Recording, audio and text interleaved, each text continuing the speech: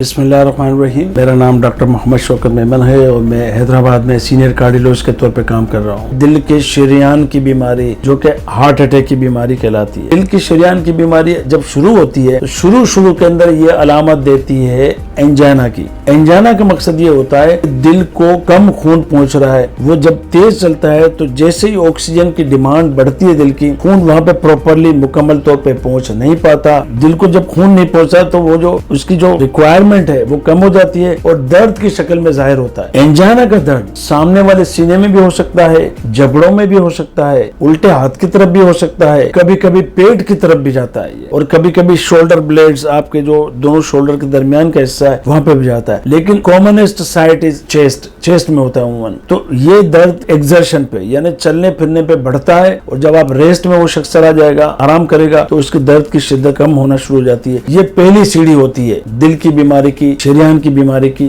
اس کو اگر اس کے حال پہ چھوڑ دیا جاتا ہے تو پھر بعد میں نیا مرحلہ شروع ہو جاتا ہے، اس کو کہتے ہیں انسٹیبل انجینا، یعنی وہ شخص پہلے تھوڑا بہت چلتا پھرتا تھا تو اس کو درد ہوتا تھا، اب بیماری بڑھ گئی ہے، وہ ریسٹنگ کنڈیشن میں بھی ہلکا پھلکا کام کر رہا ہے، ہلنا جلنا، واش روم جانا ہے، عادت ٹھیک کرتی ہیں خواتین، تو اگر وہ بیماری اس شدت تک آ جاتی ہے تو ان ساری چیزوں کے درمیان میں بھی وہ شدید والا درد ان کو ہونا شروع ہو جاتا ہے۔ اس کی تیسری کیٹیگری، اگر اس کو اس کے حال پہ چھوڑ دیا جائے، پراپرلی ٹریٹمنٹ نہ کیا جائے، تو پھر شریان کے اندر کی جھلی جہاں پہ لعاب جم جاتا ہے، جس کی وجہ سے آپ کی شریان تنگ ہوتی ہے اور خون نہیں پہنچتا، اس کی جھلی کو پتہ نہیں کہ اس کی اسٹرینتھ کیا ہے، تو اسٹرینتھ کی وجہ سے جب اس کا لعاب زیادہ بنتا ہے کولیسٹرول کا، تو وہ شریان کی اندر کی جھلی پھٹتی ہے اور وہ شریان کو مکمل طور پہ بند کر دیتی ہے۔ اس کو ہارٹ اٹیک کہتے ہیں، یعنی تیسری کیٹیگری۔ اب اس کو ان کے حال پہ چھوڑنے سے کیا نقصان ہوتا ہے؟ بندہ ہارٹ اٹیک کی پوزیشن میں آ جاتا ہے۔ اگر انیشل اسٹیج میں اگر کوئی چیسٹ ڈسکمفرٹ ہے کسی شخص کو، وہ گیس کے یا اس طرح کے میں نہ رہے، اگر اس کی عمر 30-35 سال کراس کر گئی ہے تو وہ